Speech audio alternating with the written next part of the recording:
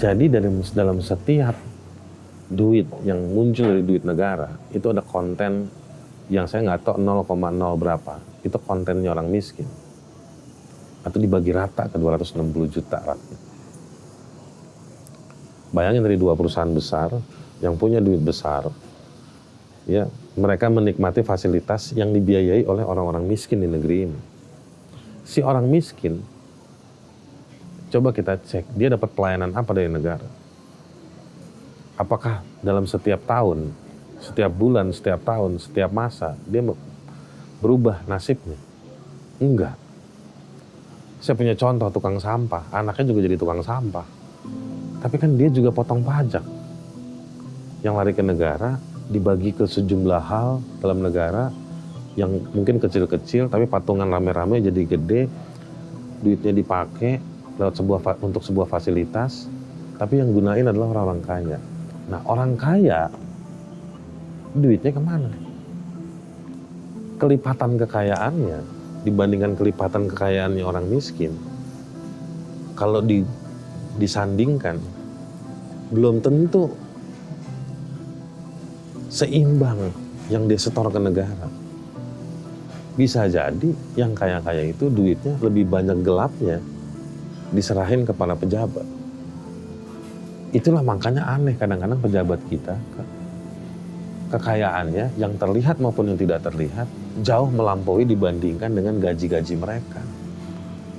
Ini loh yang bikin stres di masyarakat. Kok gue tukang sampah, anak gue jadi tukang sampah. Kok dia jenderal, anaknya jenderal juga. Kok nggak bisa anak gue jadi jenderal? Makanya di Indonesia itu kalau ada berita, tukang beca anaknya jadi S2, berita hebat. Kenapa? Karena berita biasanya adalah tukang beca, anaknya kalau perempuan dagang pecel aja. Ada Foucault tuh, salah satunya yang lumayan populis kan. Ini dia bilang ini madness of civilizations. Kegilaan dari peradaban. Bumi makin tua, ilmu pengetahuan makin luas, tapi dominasi dan monopoli itu juga terjadi.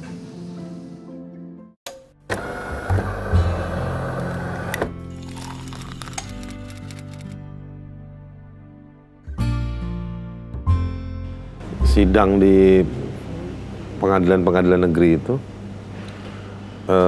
semua orang itu yang diundang pada hari tertentu, dibilang oleh hakim, oke, sidang berikutnya pada misalnya hari Rabu, jam 9. Jadi jam 9 itu ternyata cuma disuruh hadir di pengadilan, di PN. Siapa yang sidang pada hari itu, ternyata banyak. Siapa yang lebih dulu, nggak tahu, nggak ada yang tahu. Kadang hakimnya sakit, kadang hakimnya rapat, kadang hakim satu belum datang, kadang hakimnya cabutan dari pengadilan lain.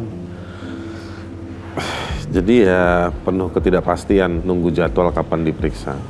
Kadang-kadang diperiksanya lewat dari jam 6 sore, kadang-kadang sampai malam.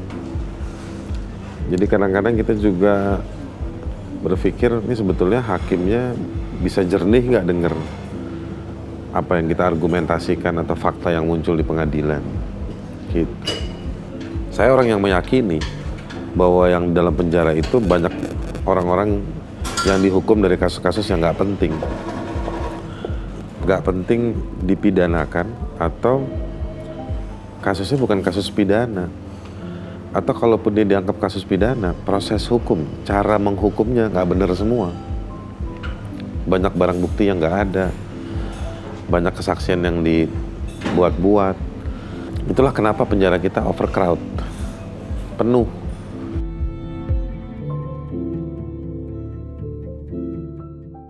Bagaimana ada dulu berapa belas tahun yang lalu ya, ada teman-teman di Kenya, sejumlah organisasi masyarakat sipil itu, mereka bikin inisiatif yang namanya tentang Komisi Kebenaran untuk mencari truth itu, kebenaran tadi itu. Nah mereka mau bilang bahwa mencari kebenaran mundur ke belakang itu nggak masalah, gitu, ya kan? Bahkan mereka ngambil satu objek kasus tentang mencari kebenaran pembunuhan Yesus Kristus, ya kan?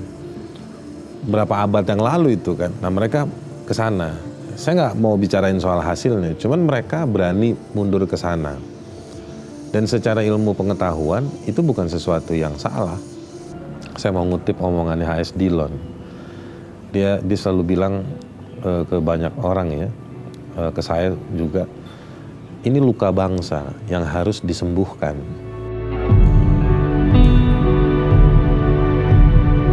Ada lagi kasus yang dipidanakan dalam rangka untuk diperas. Jadi nih orang dianggap punya duit nih, bisnisnya maju, diperas. Atau kasusnya nih oposisi nih, ngeganggu pemerintahan, proses. Atau ada pejabat penegak hukum yang butuh prestasi untuk naik pangkat, naik jabatan atau ditempatkan di posisi tertentu. Dia pidanakan lah, motif-motif itu terjadi. Nah kalau memang ada niat-niat yang buruk seperti tadi yang saya uraikan itu, biasanya proses hukumnya mengandung banyak kecacatan. Nah cuma memang kapasitas masyarakat untuk mengawasi itu semua nggak optimal. Saya nggak bilang rendah ya, tapi nggak optimal.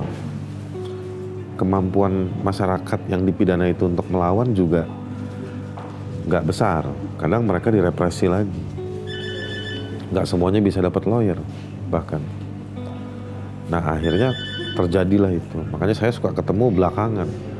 Atau teman-teman yang kerja di bidang advokasi hukum dan HAM, ketemunya baru belakangan. Karena ini terjadi di banyak tempat. Negeri kita besar, 34 provinsi. 34 belum kelihatan besar. Tapi begitu dipecah jadi kabupaten dan kabupaten kota, angkanya melampaui 500. Dari masing-masing 500 itu, ada kerja penegakan hukum, kerja pemerintahan daerahnya, anggaran, duitnya nggak ada yang kecil, gede semua, rebutan, wah. Inilah semua yang membuat kita jadi desentralisasi itu membutuhkan pemerataan juga kemampuan untuk mengawasi. Pengadilan kita, hakimnya ada 6.000. Makanya mafia peradilan itu bisa hidup di sana dan di sini. Potensi untuk menyogok hakim itu, gak semua hakim jelek. Gak semua hakim bagus. Ada yang bagus, ada yang jelek, ada yang gimana. Tetapi itu ruang. Mereka kan juga manusia. Mereka juga PNS. Ya kan? Mereka juga punya keringkihan-keringkihan. Dan mereka dihadapkan dengan kasus-kasus yang kadang-kadang keras. Tekanan politiknya, giuran uangnya, ya kan? Daya tahannya ngurusin kasusnya.